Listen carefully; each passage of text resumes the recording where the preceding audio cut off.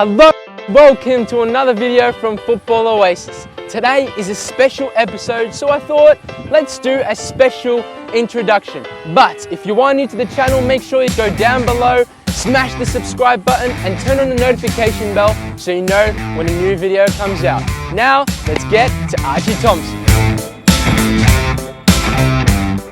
I mentioned earlier where your goal tally, you scored 129 goals in your career. Are you able to tell us which one is the most memorable for you? Man, there's been lots, but I reckon one that stands out for me for Socceroos was when I scored the winner against Iraq, and that was in Doha, and we won it 2-1. Came off the bench, we were losing 1-0, and man, to be honest, our campaign wasn't going too well, and that was an important match for us to win. To kind of ease some of the pressure, but to put us back on track. And 1-0 down was just really tense. And then Timmy pops up, scores a goal, gets us back 1-1. And then, I scored the winner, which for me, that was probably the most important goal I've scored for the Socceroos. It doesn't seem like much, but just in the context of where we were, it just felt amazing. It was incredible, and really, really enjoyed that. For me, that probably one of the goals that stand out for me. I hear a lot of people do mention like the international goal has that feeling, even though it may not seem like it's the most kind of famous goal, but it's definitely got that vibe to it, that feeling, that emotion surrounding it. So I can understand that. We've seen recently that you've named your all-time victory XI. And you've obviously showed some big name players like yourself in that squad. Who's someone that in your career that stood out from the rest, that extra special player that you've seen through your career? Man, there's been lots. And, to be honest, with that, that starting 11 and that team, I actually got one of the supporters that's been a supporter since day dot. God be here is his name on Twitter. And I just text. He always texts either me or Nathan Coe. We're quite close with this dude. He used to turn up to trainings and watch us, and I just became mates with him. And he's a legend. He's this old bloke, about 70 years old, rides everywhere. And I rang him and texted him. I said, "Man, Fox Sports have asked me to do my all-time Melbourne Victory 11, and for the life of me, man, I don't want to wreck anybody. Can you just do it for me? Because you've watched every match, you know exactly. That's hilarious. From a supporter's point of view, you tell me who's at the 11." So he put the 11 down. I went, "Yeah, thanks, no worries." And then his name behind it. Yeah. I'm a copy paste kind of guy, man. So at least you're open about it. That's my thing, man. I'm pretty slack when it comes to shit like that. But I'm a copy paste, and when he did that, I put it out, and everyone's like, "Oh man, how can you put this? How can you put that?" And I'm like, "Shit, man, I haven't even seen the team. I don't even know." But look, I'm only picked when I look at it and I think about it. All the big players that were there were the ones that were like just massive names, had great careers overseas, and were awesome to play with. I mean, Hernandez was like a beast. I've never seen anyone hit a ball like him. Yeah. And and he just take the piss because everything seemed effortless, and he didn't really. It just didn't look like it really mattered. But damn, when you needed him, man, he just like switch a gear. It was awesome. Fred, man, the guy's touch and vision and was unbelievable. Like, he was great. Harry Kuehl, man. Don't need to speak too much about him. But then there's names I could have put in. Robbie Cruz. Robbie Cruz, for me, everyone gives him shit because like a gust of wind will blow him over. But he's still still a legend, man. Still ability like unbelievable. And even Marco Rojas, Guy Finkler, like, man, I could have. When I looked at team, I could have made about 6 other teams, man, that I was pretty impressed with. I mean, Broxham I had on the bench, and my man didn't even have him in the squad. I said, "Bro, you can't do this to me." So, like, I put him in, like, but he's amazing. But a real legend of Melbourne Victory. But I don't know, there's just so many players I couldn't fit them all in. No, that's fair enough. But they're all legends, man. Like, there's been quality players, mate. Quality play. And away from the football, I know now you're working, as you mentioned, at Fox Sport alongside Bozza, Robbie Slater, Ned Zelich, just to name a few. Yeah. What was it like making the transition from the pitch and now into football analysis?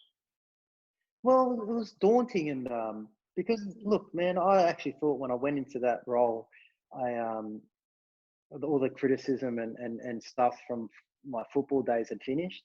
But then, as soon as I went into there, it was like, oh man, Archie can't even speak. He doesn't even know how to speak English. And you know what?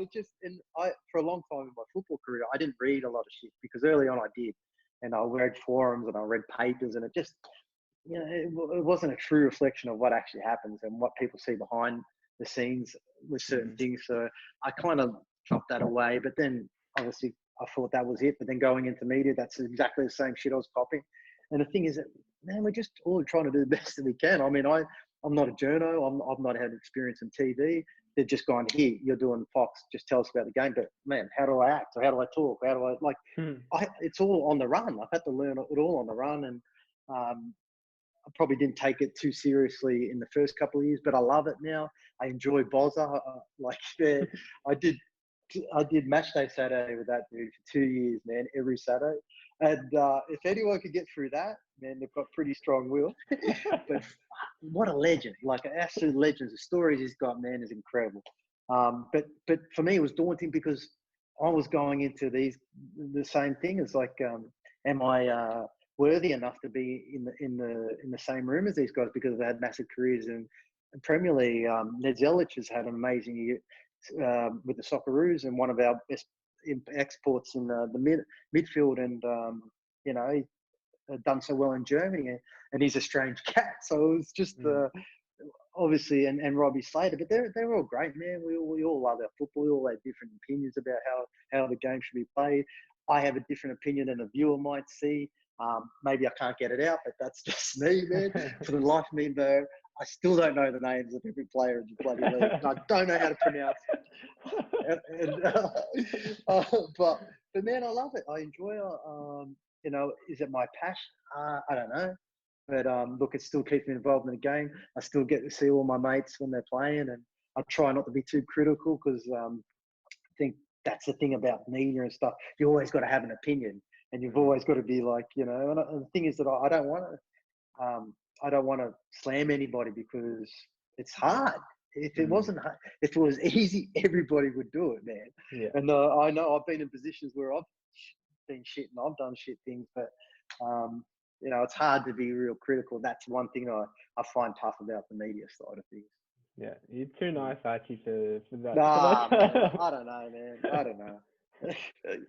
Try to be, man. I try to be. I mean, I must admit, I've learned a lot over the last. I learned a lot in my time of being out of the game about myself and about what the game of football had maybe given me, but had also done to me, given me this massive ego. Felt like, I could do anything that I wanted to do without any consequences. So, man, I've had a lot of realizations over the last couple of years about who I am and what I represent. And if anything that I try to teach the kids today is that, man, it's just to stay humble and be honest, and try not to fall into the whole ego side of sport, which, everyone does in every walk of life, but I reckon it's really inflated in sports. But I feel like I'm slowly getting better. I mean, my girlfriend might tell you otherwise, but she's so sweet. But that's my ride into Fox and life. Yeah, no, I actually really appreciate that, man. Like the humility that comes from. Oh, look, man, trust me, right bro. is unique. Trust me, bro. Yeah, but it's taken its time, man. Like probably 5, 6, 7 years ago, I'd completely been a different person, been arrogant. And I try to give the time of day to people. I've always done that, because for me, I've always tried to stay as humble as possible. But the ego obviously makes things a bit distorted, and your perception is a bit different. But man, I've learned so much, and humility is probably the one thing that I've learned even more. You actually touched on my last question that I had with you, and that's, what's some advice that you would give to someone who looks at you as their idol? How can they go on and become that next Archie Thompson? Well, man, to be honest, I'll probably, there's a lot of things that I wouldn't want any of the people that were growing up to go through when it comes to me, man. There's a lot of shit that I wish that I hadn't have done. And if I had my time again, I'd do it differently, on and off the pitch. But then the thing is that it probably, if I did that, I wouldn't have been able to learn and grow and be the person I am now. So if it is, it's just, I'd probably just try to teach kids to be honest, stay true to yourself. Don't fall into the shit. Treat people with respect, and you know, and that's the kind of message I'd try to teach them. And just enjoy it, and just remember that fucking this game is very, very fickle, man. You can be up here one day and down here the next, and I found myself in that many times. And for me, like I now honestly can probably, you know, on maybe both my hands, say who are my true friends through this whole football experience. So man, it's cool, and that's something I'd probably teach kids. Just don't let the ego get away from you. Stay humble and enjoy what you do, and listen and be respectful. No, I appreciate that. Yeah, life lessons, man. Life lessons, right? 100%. Hashtag life I'm still lessons. learning it, man. I'm still learning, man. I'm 41, almost 42, and I'm still finding myself like, pull your head in, Archie, you know, or something like that. But you know, it is what it is. Well, that concludes our video for today, everyone. Once again, thank you so much for joining us, Archie. It was honestly such a privilege, and to gain your perspective and wisdom through the years, it's so appreciated. So I appreciate your time so much. No dramas, man. Thank you very much. Very grateful. No worries. And for all of you guys watching, if you are new to the channel, make sure you subscribe and thumbs up. Archie, subscribe to the channel, man. Subscribe, man. Subscribe. Yeah, good idea. Respect. Okay. Follow us on social media, share us on social media, and don't forget to turn on notification bell so you know when a new video comes out. This was Football Oasis, and we'll see you next week.